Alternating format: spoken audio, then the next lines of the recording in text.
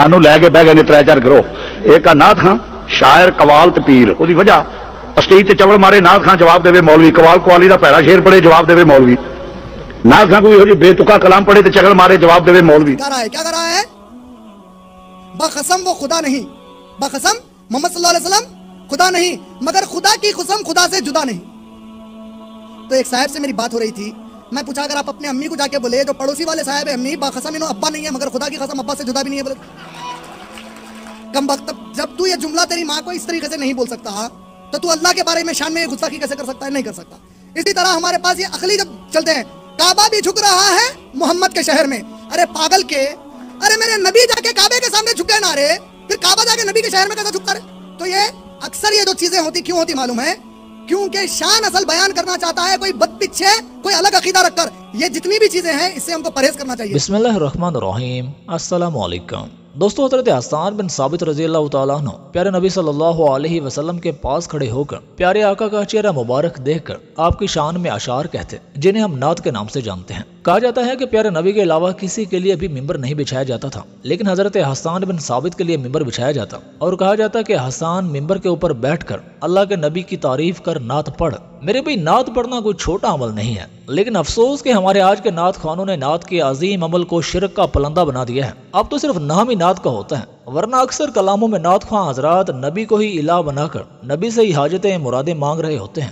آج آپ کو 10 ایسے ہی مشہور و معروف کلام سنائیں گے. ہو سکتا ہے کہ یہ آپ کو پسند بھی ہوں, لیکن یہ نعتیں یہ کلام شرکیہ ہیں. ہو سکتا ہے آج کی اس ویڈیو سے بہت سے بھائیوں کا دل بھی دکھے, وہ خفا ہوں, لیکن کی کر کے حق بات کہنا ساری مجبوری ہے. مجھے کوئی ڈر نہیں, میں رب کی توحید بیان کرتا پھرتا ہوں, اور جب تک جسم میں جان منہ میں زبان خون کا آخری قطرہ بھی ہے میں اعلان کر کے کہتا رہوں گا داتا تک کی زمین کے اندر نہیں عرش پر ہوا کرتا. یہ ایک مشہور و معروف کلام ہے. اے سبز گنبد والے منظور دعا کرنا, جب وقت نزا آئے دیدار عطا کرنا. یعنی کہ پیارے نبی سے دعا کی جا رہی ہے. اے سبز گنبد والے منظور دعا کرنا, جب وقت نزا آئے دیدار عطا کرنا. دوستو دعا ایک عبادت ہے جس سے آپ دعا مانگ رہے ہوتے ہیں, اسے آپ الہ مان رہے ہوتے ہیں, اور الہ کوئی نبی ولی نہیں بلکہ صرف ایک اللہ ہے. اگر پیارے نبی کا دیدار بھی چاہتے ہیں تو وہ بھی اللہ سے مانگے نہ کہ نبی سے. تیرا کھاواں میں تیرے گیت گاواں یا رسول اللہ, یہ بھی ایک مشہور و معروف کلام ہے جسے ہم بچپن سے سنتے آ رہے ہیں. اس کلام میں نعت خواں حضرات نبی کو مخاطب کر کے کہتا ہے کہ میں جو کچھ بھی کھاتا پیتا ہوں یہ سب تیرا دیا ہوا ہے, تو پھر میں تیرے گیت کیوں نہ گاؤں. تو آئیے مل کے جس کا کھاتے ہیں اس کا گاتے ہیں.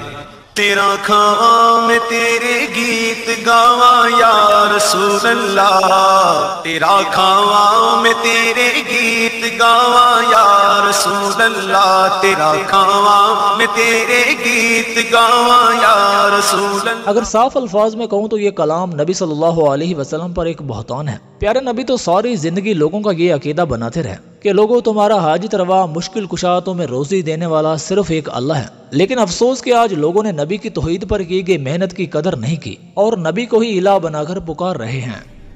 در پہ بلاؤ مکی مدنی, بگڑی بناؤ مکی مدنی, مدد کو آؤ مکی مدنی. در پہ بلاؤ مکی مدنی, بگڑی بناؤ مکی مدنی, مدد کو آؤ مدد کو آؤ مکی مدنی, بگڑی بناؤ مکی مدنی. یہ ثنا خواں نبی صلی اللہ علیہ وسلم کو کہہ رہا ہے کہ بگڑی بناؤ مدد کو آؤ. تو آئیں نبی صلی اللہ علیہ وسلم کی تعلیمات پر نظر ڈالتے ہیں. جامع ترمذی کی حدیث ہے, پیارے نبی صلی اللہ علیہ وسلم نے فرمایا کہ جب تم کوئی چیز مانگو تو صرف اللہ سے مانگو, جب تم مدد چاہو تو صرف اللہ سے چاہو. صحیح بخاری کی ایک روایت ہے, پیارے نبی صلی اللہ علیہ وسلم نے فرمایا کہ جو شخص اس حالت میں مرے کہ کسی کو اللہ کا شریک ٹھہراتا تھا تو وہ جہنم میں جائے گا. در نبی پر پڑا رہوں گا, پڑے ہی رہنے سے کام ہوگا. یہ بھی شرکی الفاظ ہیں. در نبی پر پڑا رہوں گا, پڑے ہی رہنے سے کام ہوگا. لوگ اللہ کو بھول چکے تھے، اللہ کی معرفت نہیں تھی، اللہ کو جانتے نہیں تھے. آپ صلی اللہ علیہ وسلم واسطہ بنے اور امت کو اللہ سے جوڑ دیا اور بتا دیا کہ ڈائریکٹ کس سے مانگنا ہے؟ اللہ سے. تو واسطہ اس معنی میں ہے کہ اللہ سے ملانے کا واسطہ ہے. جب ملا دیا تو پھر اگر آپ کہتے ہیں درمیان میں بھی واسطہ چاہیے تو پھر نبی کا جو مشن تھا وہ معاذ اللہ وہ غلط ہو جائے گا. مشن تو تھا ہی ملانا. یہ نعت آپ نے ضرور سنی ہوگی. رب نے دیا ہے ان کو میں ان سے مانگتا ہوں. رب نے دیا ہے ان کو میں ان سے مانگتا ہوں. آقا کدھر کا میں بھی، آقا کدھر کا میں بھی ادنا شیخ گدا ہوں. رب نے دیا ہے ان کو میں ان سے مانگتا ہوں. نبی صلی اللہ علیہ وسلم کے بارے میں کہا جا رہا ہے کہ رب نے دیا ہے ان کو میں ان سے مانگتا ہوں. لیکن اللہ ذوالجلال قرآن مجید میں اپنے محبوب نبی سے کہتا ہے کہ آپ کہہ دیجئے کہ نہ تو میں تم سے یہ کہتا ہوں کہ میرے پاس اللہ کے خزانے ہیں اور نہ میں غیب جانتا ہوں. ان کا منگتا ہوں جو منگتا نہیں ہونے دیتے. یہ نعت سٹیج پر نعت خواں جھوم جھوم کر پڑھ رہا ہوتا ہے اور سارا مجمع جھوم رہا ہوتا ہے. ارے میں تو ان کا منگتا ہوں جو منگتا نہیں ہونے دیتے. ان کا منگتا ہوں جو منگتا نہیں ہونے دیتے.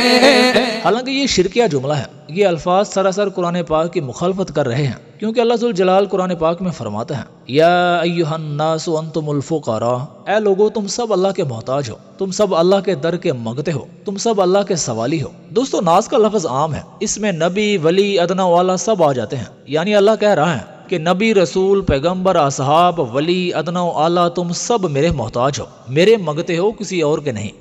اب ذرا اس کی سنیں. کہتا ہے کہ قسمت میں جو نہیں ہے، یعنی اللہ نے جو تیری قسمت میں نہیں لکھا وہ مانگو حسین سے. لاہو قلم کے مالک زہرا کے چین سے، قسمت میں جو نہیں ہے وہ مانگو حسین سے.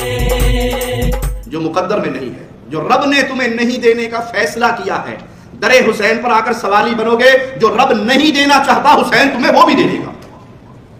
حسین میرے رب کے بندے، پیارے نبی کے نواسے، جنت کے نوجوانوں کے سردار، اہل توحید کی دلوں کی دھڑکن، تم نے سیدنا حسین رضی اللہ عنہ کو اللہ کا شریک بنا دیا.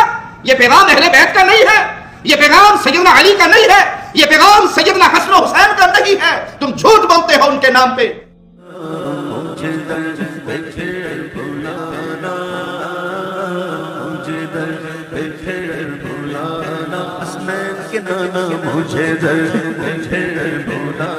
یعنی اللہ تعالیٰ فرما رہا ہے کہ جس شخص کے بارے میں تمہارا یہ عقیدہ ہے نا کہ وہ تمہاری فریاد کو سنتا ہے اور تم سے تکلیف دور کرتا ہے، تو گویا اسے تم خدا ہی مان رہے ہو.